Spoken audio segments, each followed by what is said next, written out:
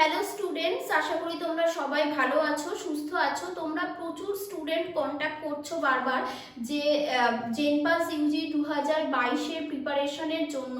আর দেখো, খুব বেশি সময় বাকি নেই। যেমন এখন আমি ভিডিওটা করছি, আজকে হলো 10th মার্চ 2022। তো তোমরা হয়তো ভিডিওটা মানে 1-2 দিনের মধ্যেই আপলোড হয়ে যাবে। তো এবার ধরো, তোমরা যারা এক্সাম দেবে, তোমরা সবাই আশা করি এটা জানো যে এক্সাম ডেট হলো 15th মে 2022। তো তাহলে মার্চের 10th থেকে আমি যদি 15th ধরে নিই, তাহলে মার্চের 15th, এপ্রিলের 15th, মে মাসের 15th, তোমরা মোটামুটি এখনো হাতে 2 মাস সময় পাচ্ছ। ঠিক আছে? তো সেই সময় যাদের মনে হচ্ছে যে লাস্ট 2 মাস তোমাদের একটু বুস্ট আপ কোনো কোর্স দরকার, বা তোমাদের হয়তো প্রিপারেশন নিয়েছো কিন্তু তোমরা চাইছো যে প্রিপারেশনটা ঠিক হয়েছে কিনা, কেন কি দেখো, লাস্ট 2 মাস বা 2.5 মাস যে সময়টা তোমাদের কাছে এখন আর আছে, সেখানে কি হয় যে অনেকেই দেখছি যেটা যে আশা হারিয়ে ফেলছে, এরকম অনেক স্টুডেন্ট আছে।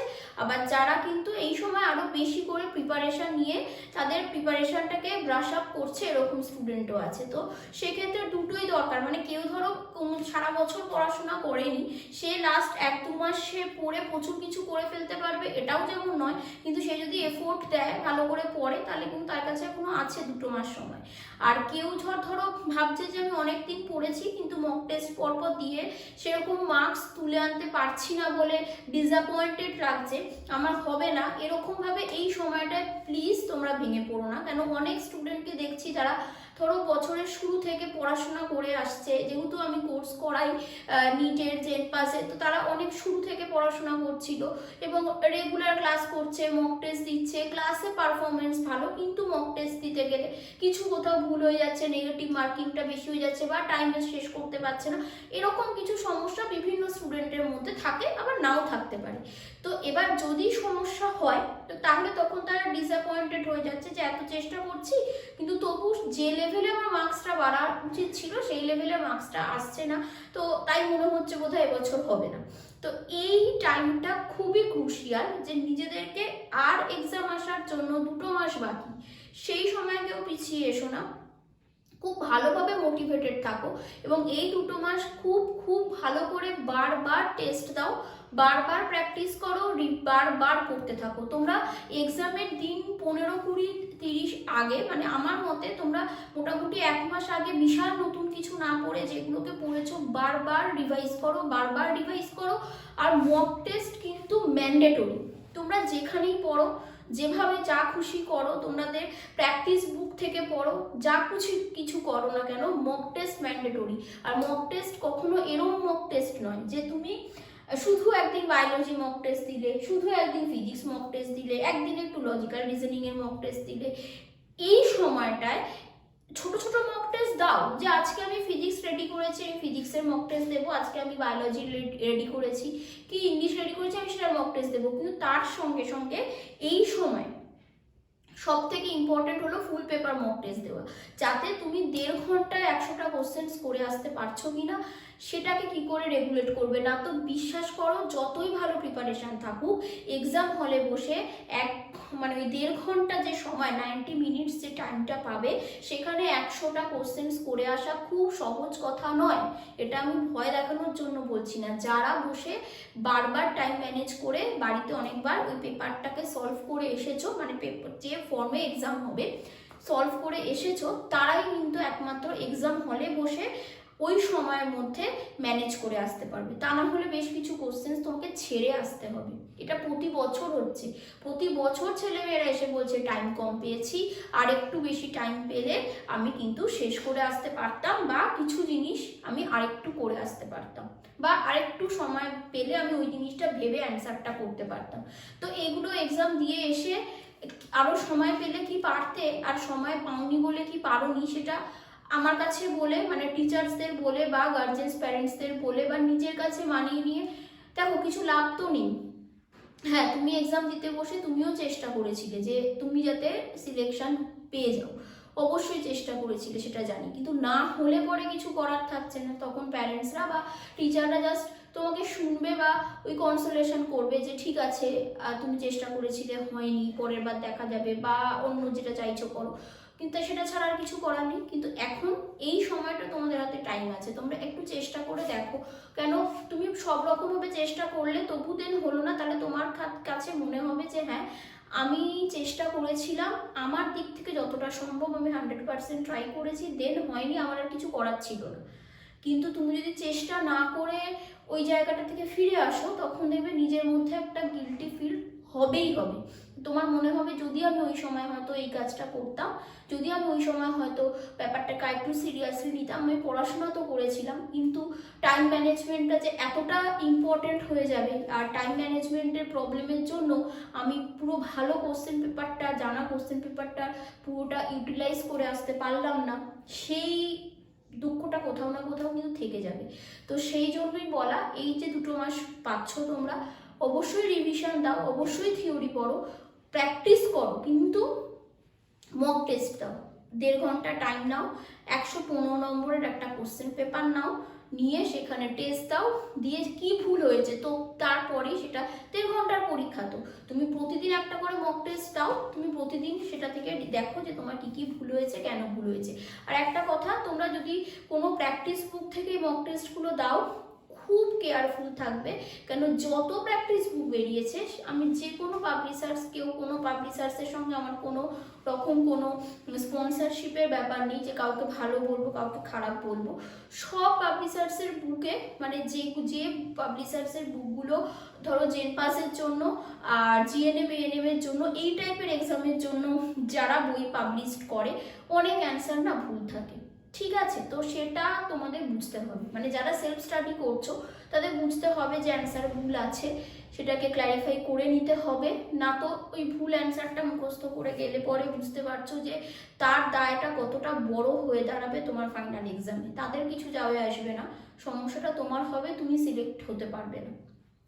তো সেটা মাথায় রেখে, অনেক ভুল অ্যান্সার থাকে, বিশেষ করে ফিজিক্সে বা জিএনএম এর ক্ষেত্রে যারা ম্যাথস আছে, ম্যাথস করতে হবে তোমাদের, বা ফিজিক্স কেমিস্ট্রিতে কিছু ম্যাথামেটিক্যাল ক্যালকুলেশন থাকে বা বোঝানো থাকে, দেখবে মানে লজিক্যাল রিজনিং আর ইংলিশে মানে লজিক্যাল রিজনিং এর আর কি ডেসক্রাইব করা থাকে, ফিজিক্স কেমিস্ট্রিতে ডেসক্রাইব করা থাকে সলিউশনস আর কি।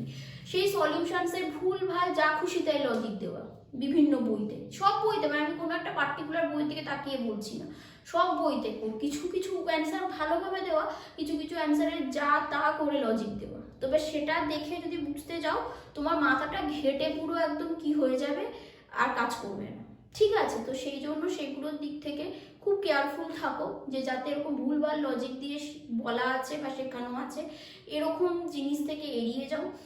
ভুল অ্যান্সারকে যে ভুল সেটা বুঝে সরে আসো, বা দেখো যে ওটা ঠিক অ্যান্সার কি হতে পারে, এইটুকু দরকার পড়ে তোমরা গুগল করো, সেটার ইউটিলাইজ করো, কিন্তু ওরকম ভুলভাল অ্যান্সারের উপর ডিপেন্ড করে থেকো না, তাহলে প্রচণ্ড মারাত্মক একটা ভুল হয়ে যাবে কিন্তু, এটা বলার। আর অনেক স্টুডেন্ট যেটা আমাকে জানতে চাইছো যে এখন যারা 2 মাসের জন্য তোমরা যা কোনো কোর্স চাইছো, আমি বলবো তোমরা ক্রাশ কোর্স নাও। ক্রাশ কোর্সে তোমরা বুস্টার ক্লাস যেটা আমি বলছি তোমাদেরকে, সেখানে তুমি সব চ্যাপ্টারের সব মানে সব class 11th 12th physics chemistry biology আর লজিক্যাল রিজনিংয়ে যা যা চ্যাপ্টার্স হয়, যা যা তোমার জেন পাসের জন্য লাগবে, সব চ্যাপ্টারের সব মানে কনসেপ্ট তোমাকে রেকর্ডেড ফর্মে দিয়ে দেওয়া হবে, ঠিক আছে? আপ টু এক্সাম তুমি যতবার ইচ্ছে ভোরবেলা, মাঝরাতে, যে কোনো দুপুরবেলা তুমি ওটা ওই অ্যাপ মানে খুলে তুমি রেকর্ডেড ভিডিও দেখতে পারবে।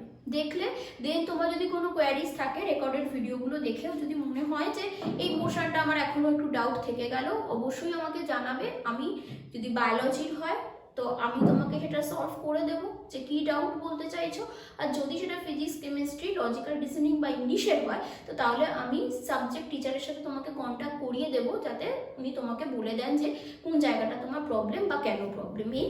আর সেখানে তুমি মক টেস্টও পেয়ে যাবে, সব সাবজেক্ট ওয়াইজ তুমি মক টেস্ট পাবে, ইভেন ওই 115 মার্কসের যে ফুল পেপার টেস্ট সেগুলো দেখবে সব আপলোড করা আছে, ঠিক আছে? তোমার কাজ কি, আমার দিক থেকে অ্যাজ আ টিচার তোমাকে যা যা সাবজেক্ট তোমার 10 পাসের জন্য লাগবে, যা যা সাবজেক্ট তোমার 10 পাস পেপার 1 পেপার 2 এর জন্য লাগবে, ফুল পেপার মক টেস্ট মানে 115 নম্বরের মক টেস্ট, সাবজেক্ট ওয়াইজ যে মক টেস্টগুলো মানে হয়তো তুমি ফিজিক্সের কেমিস্ট্রির কিছু কিছু চ্যাপ্টার পড়ে মক টেস্ট দিচ্ছ, সেগুলোরও পার্ট পার্ট মক টেস্ট পাবে, সব কিছু তোমাকে একসঙ্গে আমি দিয়ে দিলাম। তোমার কাজ হচ্ছে বাকি যে 2-2.5 মাস পড়ে রয়েছে সারাক্ষণ নিজেকে মোটিভেটেড রাখা এবং সব সময় পড়াশোনাই করতে থাকা। আজকে বিয়ে বাড়ি যাবো, কালকে ঘুরতে যাব, পরশু দিন থেকে পড়াশোনা করব এরকম নয়। আজকে আমি জয়েন করেছি ক্লাসে, আজকে থেকে আমাকে পড়তে হবে। তুমি ক্লাস জয়েন করো না করো, তুমি যেখানে খুশি পড়ো, যা খুশি করো, আজকে থেকে তোমাকে পড়তেই হবে। আর সময় নেই তোমার কাছে, হয় পড়ো নয় ভুলে যাও যে তুমি নেক্সট ইয়ারের জন্য সিলেকশন পাবে।